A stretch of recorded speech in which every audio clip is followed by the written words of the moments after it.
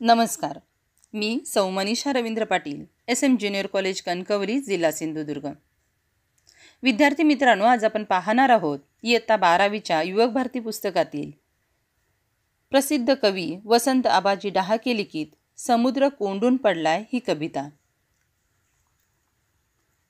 कविता लिहितो म्हणून मी आहे असे म्हणणाऱ्या सुप्रसिद्ध कवी वसंत डहाके यांचा जन्म 30 मार्च 1942 रोजी विदर्भातील यवतमाळ जिल्ह्यातील बेलोरे या गावी झाला.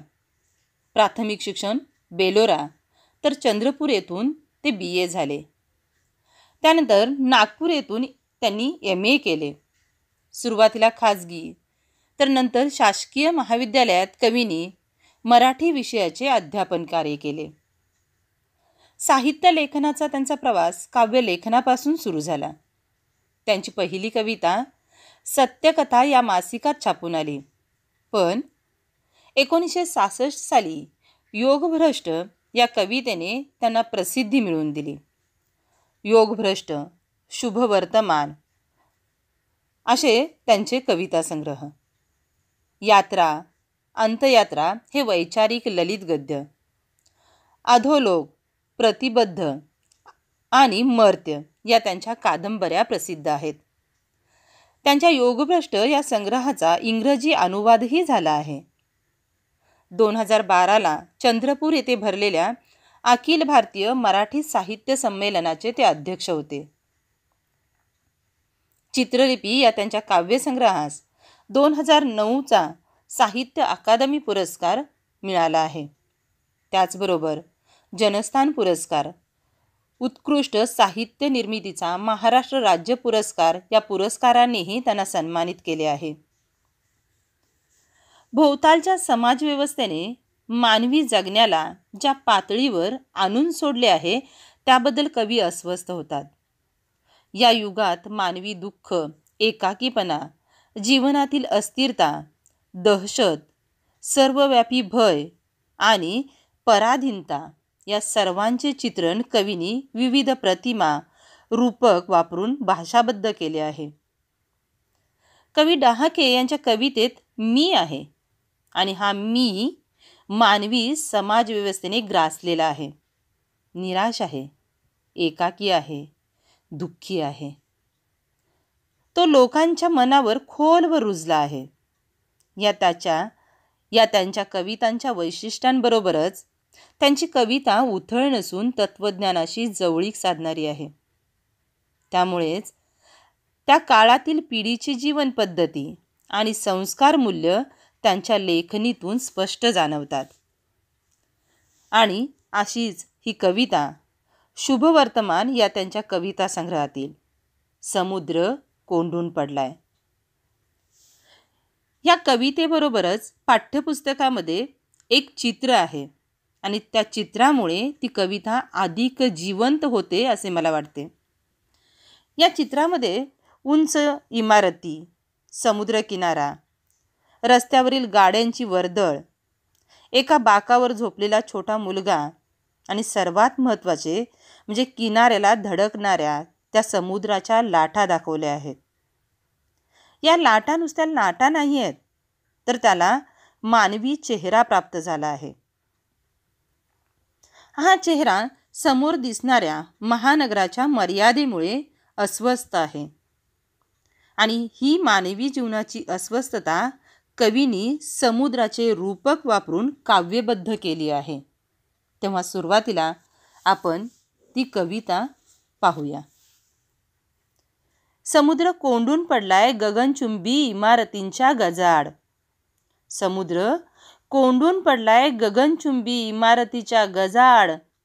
तो संत्रस्त वाटतो संध्याकाळी, पिंजरलेली दाढी झिंजा.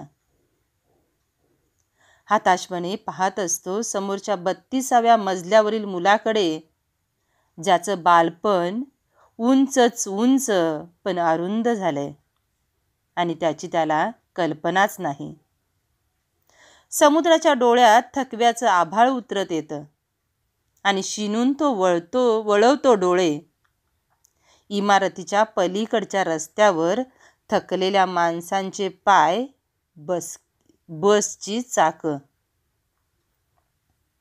समुद्र अस्वस्थ होऊन जातो शहराच्या आयुष्याच्या विचाराने. तेव्हा तो मनातल्या मनातच मुक्त होऊन फिरू लागतो. शहरातल्या रस्त्यांवरून, वस्त्यांमधून उशिरापर्यंत रात्री तो बसलेला असतो. स्टेशनवरल्या बाकावर एकाकी समोरच्या रुळावरील रहदारी पाहत, हातावर डोकं ठेवून अर्धमिटल्या डोळ्यांनी. त्याला आठवतं त्याच्याच शेजारी पाय मुडपून कसंबसं झोपलेलं एखादं मूल, ज्याचं बालपण स्टेशनवरल्या बाका एवढं, आणि त्याची त्याला कल्पना असावी किंवा नसावी. समुद्र खिन्न असतो आणि शिनलेल्या पापण्या मिटून घेतो. त्याला काळजी वाटते साऱ्यांच्याच बालपणाची, वयस्कांच्या शहरातील. मित्रांनो, अशी ही कविता मानवी मन आणि समुद्र या दोघांनाही महानगरामुळे येणारी अस्वस्थता या कवितेत लेखकांनी सांगितली आहे. पण मित्रांनो, समुद्र म्हटलं की डोळ्यासमोर येतो विशाल जलप्रवाह, पृथ्वीवरील खाऱ्या पाण्याचा प्रचंड साठा. समुद्राची ही विशालता मानवी मनाला नेहमीच भुरळ घालते, तर खूपदा उपयोगीही पडते. ह्या समुद्राला सुद्धा भावना आहेत. तो संवेदनशील आहे. त्यामुळेच मुंबईसारख्या महानगरातील मानवी मनाची अस्वस्थता त्यालाही जाणवते. आज प्रत्येक महानगराचा होणारा विस्तार, इमारतींचे वाढणारे जंगल, वाढती लोकसंख्या आणि झोपडपट्टीच्या विस्ताराबरोबरील येणारे दारिद्र्य यामुळे जसे संवेदनशील मन अस्वस्थ होते, तसाच तो दर्यासुद्धा अस्वस्थ होतो. महानगरातील हे दृश्य पाहून कवी म्हणतात, समुद्र कोंडून पडला इमारतींच्या गजाड. मित्रांनो, सूर्यास्त पाहावा तर समुद्र किनारी त्याचे विलोभनीय दर्शन उभारी देते. पण कवितेतील समुद्र संध्याकाळी संत्रस्त म्हणजेच अतिशय त्रासलेला आहे. त्याला या विलोभनीयतेचा गंध कुठेच नाही. कारण दैनंदिन जीवनातून त्रासलेले मानवी मन शरीर जेव्हा घराच्या ओढीने तिन्ही सांजेल्या घराकडे परतते, तेव्हा त्याला त्याच्या शारीरिक सौंदर्याची थोडीसुद्धा जाण नसते. आणि मग इथे समुद्र आणि मानवी मन एकरूप झाले आहे. त्याची विखुरलेले केस आणि वाढलेली दाढी हे त्याच्या त्रस्त जीवनाचे प्रतीक असते. ही कळ समुद्राला सुद्धा सूर्यास्तात म्हणजे त्या सुखद क्षणात जाणवते, जेव्हा तो याच हताश स्थितीस घरी येतो. तेव्हा त्याला समोर दिसते कोंडलेले बालपण, आणि मित्रांनो, तेही 32व्या मजल्यावर. मी सुरुवातीलाच सांगितले होते, कवी वसंत ढाके यांची कविता उथळ नाही, समाजव्यवस्थेने ग्रासलेली आहे. आज महानगरातील मुलांचे विश्व ते काय? 1 खोली, 2 खोल्या, आणि सुशिक्षितांच्या भाषेत 1 BHK आणि फार फार तर 2 BHK. या घरात राहणाऱ्या मुलांचे विश्व इमारतीच्या उंचीप्रमाणे वाढत जाते, हे नक्की. म्हणजेच वयाचा एक दिवस पुढे सरकावा अगदी तसा. पण मित्रांनो, त्यांच्या विचारांची कक्षा रुंदावत नाही. त्यांची नजर या भिंतीपासून त्या भिंतीपर्यंत, किंवा त्याच्या इमारतीच्या खिडकीतून दुसऱ्या इमारतीपर्यंत स्थिरावते. मग त्यांना कुठे दिसणार निसर्ग, संस्कार, परंपरा? अशा बालमनाला त्यांचे जग विस्तारता येत नाही. ते त्यांच्या घरा इतकेच संकुचित राहते. ना अंगण, ना परसदार, ना नाती, ना स्नेह. तेव्हा हे सर्व समुद्राच्या नजरेत येते. तेव्हा मानवाप्रमाणे या बालविश्वाच्या मर्यादेमुळे तो सुद्धा थकून जातो. कवी म्हणतात, या थकव्याचे प्रमाण एवढे प्रचंड आहे की त्याला आभाळाची उपमा त्यांनी दिलेली आहे. आपल्याकडे असे म्हणतात, मोठ्या व्यक्तीच्या व्यथा मोठ्या व्यक्तीलाच माहीत. आणि हो, हे त्या मोठ्या मनाच्या समुद्राला लागू पडते. तेव्हा कवी म्हणतात, समुद्राच्या डोळ्यात थकव्यांचं आभाळ उतरत येतं आणि हा शिणला भागलेला समुद्र जेव्हा आशेच्या शोधाने आपले डोळे इतरत्र वळवतो तर त्याला समोर दिसते त्याच्यासारखेच थकलेले प्रत्येक जीव, प्रत्येक रस्त्यावर आणि सतत फिरणाऱ्या वाहनांच्या म्हणजेच बसच्या चाकासारखी. या सगळ्या परिस्थितीमुळे अस्वस्थ झालेला भावनिक समुद्र कधीतरी मुक्त होण्याचाही विचार करतो. ज्या विचाराच्या गर्केत तो अडकलेला असतो त्या विचारातून त्याला थोडंसं मोकळं व्हावं असं वाटायला लागतं. आणि म्हणूनच मला असं वाटतं की कधीतरी ती सुनामी, प्रचंड उंचीच्या लाटा किंवा वादळाचे परिणाम त्या समुद्रावर होत असावेत की ज्यामुळे त्याच्या मनातील खदखद मानवाच्या मनातील खदगतीसारखीच बाहेर पडत असावी. आणि मग तो मुक्त होण्याचा प्रयत्न करतो. पण तो कुठे मुक्त होणार? ज्या महानगरात पाय ठेवायला सुद्धा जागा नाही अशा ठिकाणी त्याला मुक्त होता येत नाही. आणि मग तो मिळेल त्या ठिकाणी, मग कधी रस्त्याचा एखादा कोपरा, तर कधी वस्ती म्हणजेच त्याचं राहण्याचं जे ठिकाण आहे ते घर, अशा ठिकाणी तो रात्रीचा विसावतो. दिवसा विसावायचं म्हटलं तर ह्या गजबजलेल्या शहरात त्याला असं ठिकाण मिळेलच कुठं? आणि त्यातलं त्याचं एकाकीपण. महानगरात लोकसंख्या प्रचंड आहे, पण आज आपल्या शेजारील माणसाचे नाव, त्याचे गाव किंवा त्याचा पत्ता आपल्याला माहीत नाही. हीच स्थिती स्टेशनवर सुद्धा. स्टेशनवरील माणसांच्या चेंगराचेंगरीचा त्याला थांग पत्ता नसतो.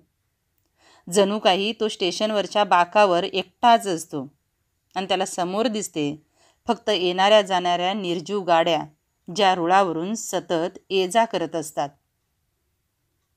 पण मित्रांनो, त्याला त्यातील सजीवांची मात्र चाहूल लागत नाही आणि हे एकाकीपण तो शहरात कायम जगत राहतो. शहरातील बालविश्व तर दडपून पडलेले, त्यांचे विश्व संकुचित. हाताची उशी आणि झोपण्यापुरती जागा झाली की महानगराने स्वीकारले अशी अनेकांची धारणा असते. आणि मग अर्धमिटल्या डोळ्यांनी उद्याची स्वप्ने तो पाहत असतो. अशी ही बालमने नगरात कुस्करली जातात. त्यांना या पलीकडचे जग आहे नाही ना. निसर्ग, नदी, डोंगर, जंगल, झाडे, ओढे, झरे, पशुपक्षी याबद्दल त्या बालमनाला पुसटशी कल्पना नसते. त्यांचं जगणंच इतकं खुजं असतं. यावरून मला खरं तर एका विनोदाची आता आठवण झाली. हा विनोद असा आहे की शहरातील एक छान शाळा असते. त्या शाळेतले शिक्षक विद्यार्थ्यांना शिकवता एक प्रश्न विचारतात. मुलांनो, सांगा बरं, आपल्याला दूध कोण देते? एक चुणचुणीत मुलगा हात वर करतो आणि उत्तर देतो, भैया. मित्रांनो, खरंच काय चुकले त्याचे? ज्या मुलाने गाय, म्हैस दूध देताना पाहिलेच नाही, मग तो यापेक्षा उत्तर कसे देणार? म्हणूनच सचेतन मानवी समुद्राला या खुजा बालविश्वाची भीती वाटते. मुले म्हणजे भविष्य, मग ते पालकांचे असो वा देशाचे. तेच जर असे बंदिस्त झाले, आखूड झाले, तर मग आपण प्रगतीचा बडेजावच मारणार. यावेळी समुद्राचे हसणे मिश्किल होते. या सर्व परिस्थितीतून येणाऱ्या मानसिक स्थितीचे खरं तर हे दर्शन असते. समुद्र हसतो,